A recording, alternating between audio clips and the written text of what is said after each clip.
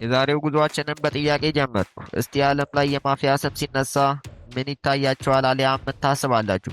አብዛኞቻችን የማፊያ ስም ሲነሳ ነፍሰ ገዳይ፣ ወንጀለኞች፣ ከሕግ ፊት የሚያመልጡ፣ መንግስትን የሚፈሩ ሰዎች ይታዩናል። ነገር ግን በዛሬው ቪዲዮዬ እጅን በአፍ የሚያስጭኑ አጃኢብ ያስባለንን አንድ የማፊያ ቡድን ታሪክና ስራዎች አብረን የምናይ ይሆናል። ዛሬ ጉዞአችንን ወደ ሀገረ ጃፓን አደረግን። ጃፓን ውስጥ ስላሉት ጨካኝና ተፈሪ የያኩዛ ማፊያዎች ጎበኘን። ጃፓን በዓለማችን ላይ ሰላማዊ፣ ቴክኖሎጂ የረቀቀባትና ስልጡን ሀገር ናት። ነገር ግን ከዚህ ገጽታ ከጸዱ ጎዳናዎቿ እና ከደማቅ ዩኒየም መብራቶች በስተጀርባ ለዘመናት የኖረ አንድ እጅግ አስፈሪና ጨለማ ሚስጥር አለ። መላው ዓለም ስማቸው ሲነሳ የሚንቀጠቀጥላቸው የራሳቸውን ጥብቅ የወታደራዊ ሕግ ያላቸውና የጭካኔ ታሪክ ያላቸው ያኩዛዎች። ብዙዎቻችንን ያኩዛዎችን በሆሊውድ ፊልም ላይ ብቻ የምናውቃቸው ይመስለናል። ነገር ግን እውነታው ከፊልሙ እጅግ የራቀ ነው። እነዚህ ሰዎች እነማን ናቸው? እንዴትስ ሙሉ ጃፓንን በቁጥጥራቸው ስር አደረጉ? የሰሯቸው አስፈሪ ወንጀሎችስ ምንድን ናቸው? ቪዲዮዬ የያኩዛዎችን መነሻ፣ ሚስጥራዊ ሕጎቻቸውንና ማንም የማያወራላቸውን የበጎ አድራጎት ስራዎቻቸውንም ጭምር አንድ በአንድ እንፈትሻለን።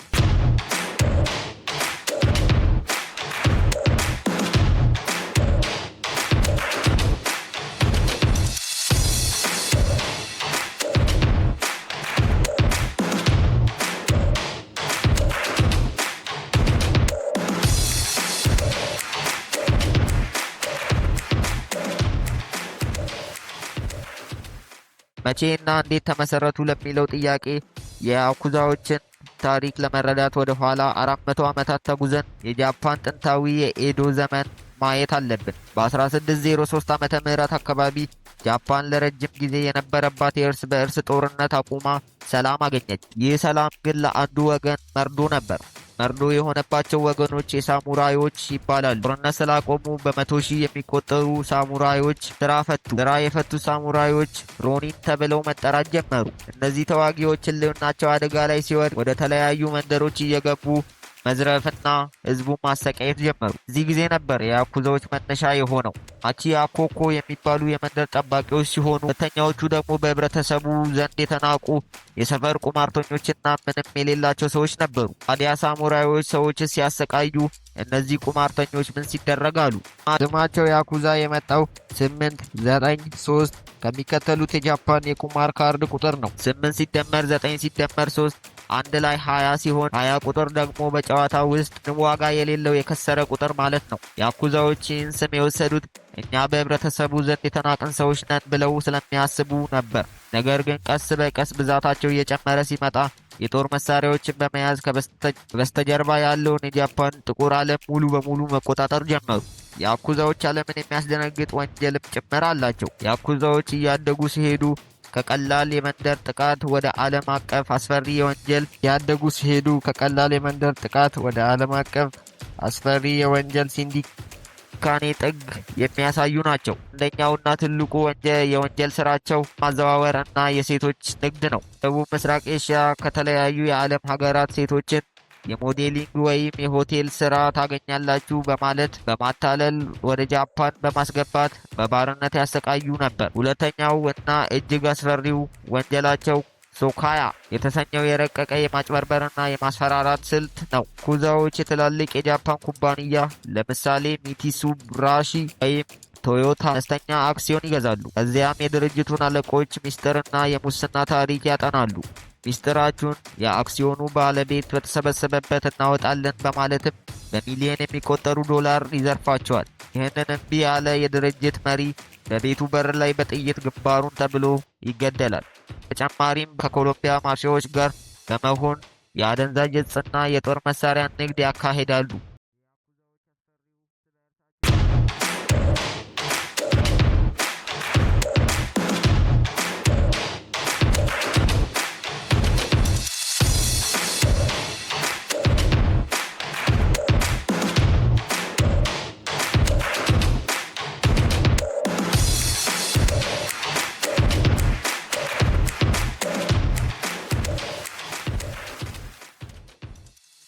የያኩዛዎች አስፈሪው እርስ በእርሳቸው የሚፈጽሙት ሕግ የያኩዛ ማፊያ አባላትን መቀላቀል የቃል ምልልስ ፍቃድን ብቻ ይጠይቃል። መውጣቱ ግን በሞት ወይም በአካል ጉድለት ሊሆን ይችላል። የቡድኑ መዋቅርም ልክ እንደ አባትና ልጅ ያብን ማለት ትልቁ አለቃ ወይም አባት ማለት ሲሆን ኩብን ማለት ደግሞ ልጆች ወይም ተከታዮች ማለት ነው። አንድ አባል ከባድ ስህተት ሲሰራ ለምሳሌ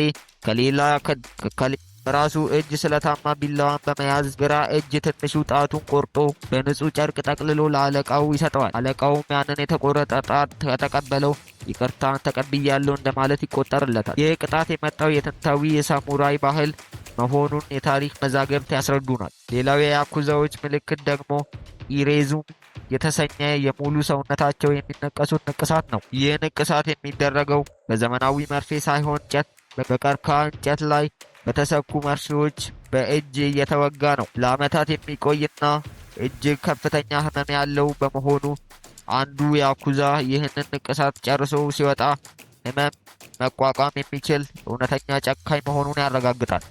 የበጎ ስራቸው ያኩዛዎች ይህንን አስፈሪ ወንጀል እየሰሩ በጎ ስራ አላቸው ቢባል ሰምቶ ከማለፍ ውጪ እውነት አይመስልም። እንዴት በጃፓን ህዝብ ፊት ሙሉ በሙሉ አልተጠሉም? የመንግስትን ያህልስ እንዴት ይፈራሉ እና ይከበራሉ?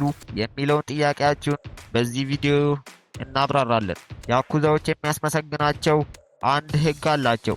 ንጹህ ሴቶችና ህፃናት መጉዳት የተከለከለ ነው የሚል ህግ ነው። ከሁሉም በላይ ደግሞ በጃፓን ታሪክ ትላልቅ የተፈጥሮ አደጋዎች በደረሱበት ጊዜ ያኩዛዎች ያደረጉት ነገር ዓለምን አስደምመዋል። በ1995 ዓ.ም መንግስት እርዳታ ገና ሳይንቀሳቀስ ያኩዛዎች የራሳቸውን ሄሊኮፕተር፣ ጀልባዎችና መኪና በመጠቀም ለተጎዱት ህዝቦች ምግብ፣ ውሃ እና የህክምና ቁሳቁስ በነፃ በማደል የመጀመሪያዎቹ ነበሩ።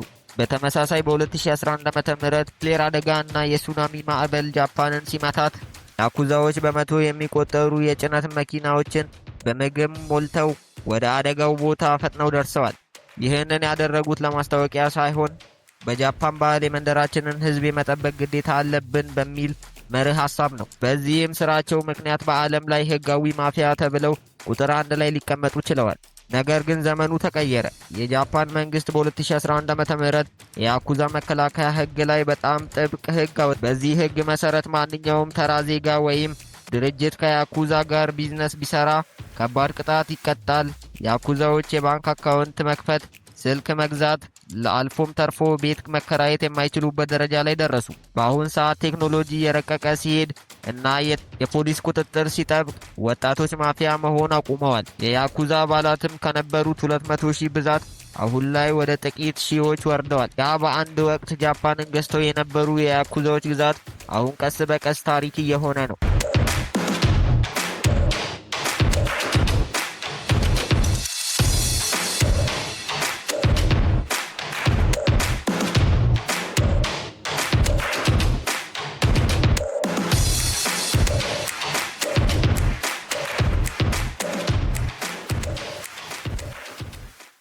ለአሁኑ ያዘጋጀንላችሁ እጅግ አስገራሚ የያኩዛ ሚስጥር ይሄንን ይመስል ነበር። ላይክ እና ሰብስክራይብ በማድረግ ቻናላችንን ደግፉ። በቀጣይ ቪዲዮ ይበልጥ አስገራሚ በሆነ ነገር እስክንገናኝ ድረስ ሰላም ቆዩ።